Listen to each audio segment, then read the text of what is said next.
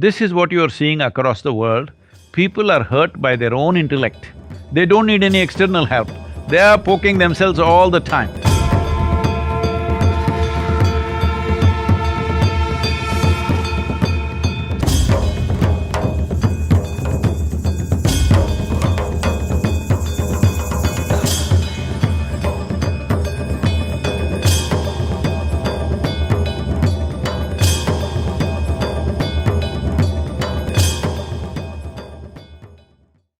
If you look at Hindu philosophy, we talk about what is called Darshan Shastra, and I'm very new to it. I have a lot to learn, so I'm going to seek your input. And Darshan Shastra, for people who don't understand Hindi Sanskrit, means guiding philosophies. And there are, six guiding philosophies, but classified into three major categories. One is Tark. Tark means logic. The second is Sankhya. Sankhya means enumeration of information, and then there is Mimamsa, which is also logic and experience kind of logic. And when you look at similar kind of philosophy coming from Aristotle, he used logos, pathos, ethos for basically convincing kind of arguments. And similarly, we have Maslow's pyramid, which talks about evolution of human beings into ultimately getting into a state where he's totally learned. And when we look at our philosophy, there is Sankhya Yoga, there is Karma Yoga, and then there is Buddhi Yoga, which is it leads to the evolution. Do you think these were like parallel thought processes happening? How come they are like so similar? Well, today, unfortunately, most of us grew up in schools reading Indian history written by English people. Now in the world, the French historians have been writing India's history to some extent, world history, but they're touching on India also, which is very different from the way the British did it, because British did it with an intent of control. So in this, there are a lot of things of how the transaction between ancient Greece and India was very, very on. So Apollonius is one who came to India, and when he went to Egypt, he was actually persecuted for this because he said, if you have not visited India like the ancient Greeks have, you know nothing. You know nothing worthwhile if you have not visited India. So this is not my nationalistic sense saying India is everything, but India is one nation, or Bharat as we know it is one culture. Let's call it a culture because today we understand nationality or nation as a political entity. Not as a political entity, but as a geographical entity, we were one nation. This is why we called ourselves Hindustan, which means the land that lies between Himalayas and the Indus-Sagara, which is today known as Indian Ocean. The land that lies between these two geographical features was Hindustan. Why this became a very unique culture is, it had an uninterrupted development of culture and human development happening for about 6 to 7,000 years. Because the Himalayas protected us from warlords coming from elsewhere, and the Indian Ocean always was a protection for us till the ships became, the way to come. That was only in the last few hundred years, till then it was all blocked. So because of this uninterrupted thing, our focus was not on our survival process. Land was rich, full of rivers, wildlife, and vegetation was richest in this country. Even today, if you take a handful of soil, there are over 50,000 species of microbes in the Indian soil, in the southern Indian soil especially, which is not comparable to anything in the world. 50,000 species exist in one handful of soil. So that gave us a very rich fauna and flora, which made our lives easy in terms of survival.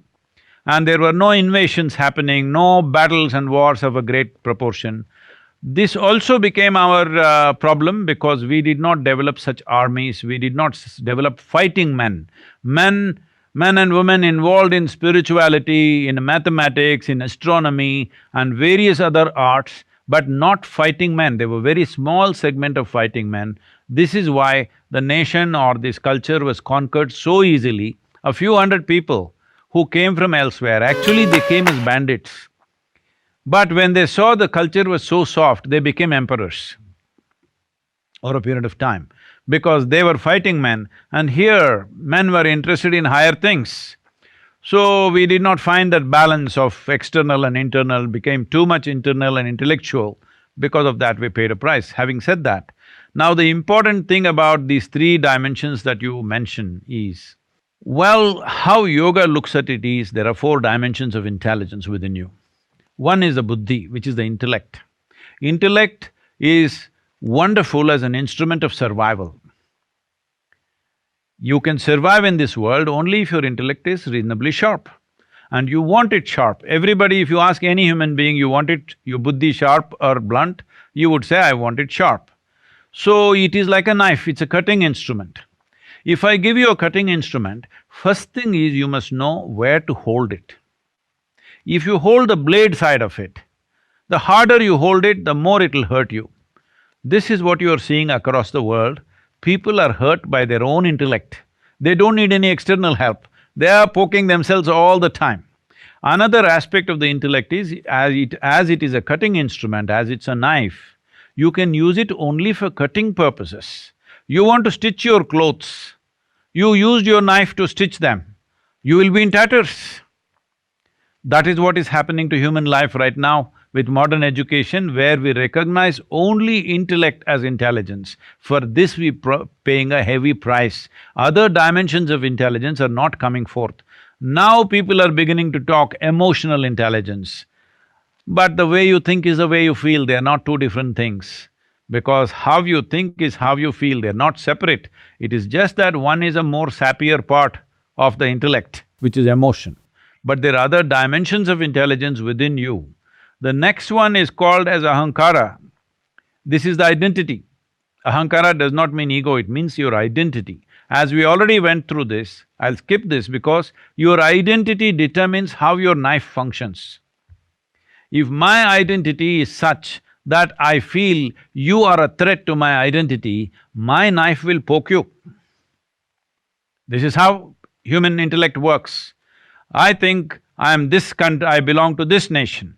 Now my intellect constantly works how to protect this identity. I see things like that, I feel things like that. If I just see my flag, tears will come to me, you know. Just see how it works, the identity. It is your identity which makes you feel tomorrow is your son's birthday. It's your identity as a mother, happy birthday to him anyway. It's your identity as mother which makes you with all these emotions. How come? Another child does not invoke the same emotion. Even though you may be kind and nice to the other child, he does not invoke the same emotion simply because of identity. Don't think it's because of genetics, don't think it's because of blood. Because at the time of birth in a hospital, if a child gets exchanged, still you will love the child just as yours, not knowing what it is, because it is the identity which makes all this happen. So human intellect is always trying to do things according to its identity. This is why I said you must have a cosmic identity. That is when your intellect will function for everybody's well-being. That is when human intelligence can be harnessed for larger things, that you will not be a consequence of your individual ambition, but of a larger vision for everything. The third dimension is called as manas. The question that you asked, how if your grandmother had a problem with the lizard, that problem comes to you though you have not seen a lizard. Yes, today science is accepting this, but forever we've been talking about samskara. What is your samskara?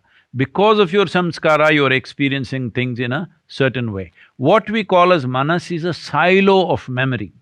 Silo of memory means here there is elemental memory, there is evolutionary memory, there is genetic memory, there is karmic memory, there is articulate and inarticulate forms of memory, there is subconscious and conscious forms of memory. Right now, most of the memory that you use in your daily life, in your work, in your family, all this is just conscious memory, which is a thin veneer. It is not really much, it's just a thin sheet, that's all it is. Rest is all unconscious. When I say unconscious, see right now, see, whatever you eat, let us say, let me not use you as an example, you're a big CEO, I can use myself. Suppose me and a dog eat the same food for next 1 year. There is no risk of me becoming a dog or the dog becoming me, because there is properly encrusted memory, evolutionary memory in this, that this is a human being. Whatever you put, it only becomes a human being, because every cell in this body has a microprocessor which clearly remembers this is a human being. It will never confuse itself. Next thing is, it doesn't matter, you come to another country and eat their food, you will not become like them. Your genetic memory decides that you are like this only no matter what. Similarly, karmic memory also plays the similar kind of role. Depending upon your karmic memory, various likes, dislikes, what what you are drawn towards, what you are repelled from, all this thing is there. But the entire spiritual process is about distancing yourself from this, because if your memory should be a platform upon which you stand and able to reach out for something higher. But if you sink into your memory will become a trap, because memory means it's a boundary. See, for example, let's say now I have seen you on the video, if I see you on the street, oh, it's Nivruti, I know her, this. Suppose I have not seen you, I've just been talking to you on the phone, and you come on the street, you're a stranger, you're out of my memory board. That's all it is. My memory is my region of operation, my memory is my boundary for my existence. What is beyond my memory, in India we'll say it's stranger, in America we say they're weird. Somebody who doesn't look like me, doesn't feel like me is a weird creature, all right? So, essentially memory is a limitation, but it is only with memory you are who you are. It is a tremendous possibility, but it's a limited possibility. So there is a fourth dimension of intelligence called chitta. Chitta means it is an intelligence, it's pure intelligence without an iota of memory in it. That means if you touch your chitta, you become boundless in your perception. So in the yogic parlance, there is a mischievous way of saying this. The yogis say, if you touch your chitta, God will become your slave. For this you may get killed in many cultures, but in yoga we say if you touch your chitta, God will be your slave, because you don't even have to ask what you want. Simply what is needed will happen for you all the time. So these are the four dimensions of intelligence. This Tarka, Mimamsa, I'm sorry, what is the Sankhya, Mimamsa, this is a way of dividing the intellect. The front end, the knife you're dividing as the blade and the handle and the hand and whatever like this, but we are looking at intelligence per se, these are the four dimensions. But unfortunately, our education systems have given us this feeling that memory is intelligence. This is the greatest harm we have done to humanity, is making them believe memory is intelligence. If I can read the damn textbook and remember every word, everybody thinks I'm brilliant. But today your chip can do it. Hello? It can remember more than I can remember in my head. A simple, my phone has bigger memory than most human beings on the planet. Yes. That's why they call it a smartphone, because you call something smart only when it's smarter than you.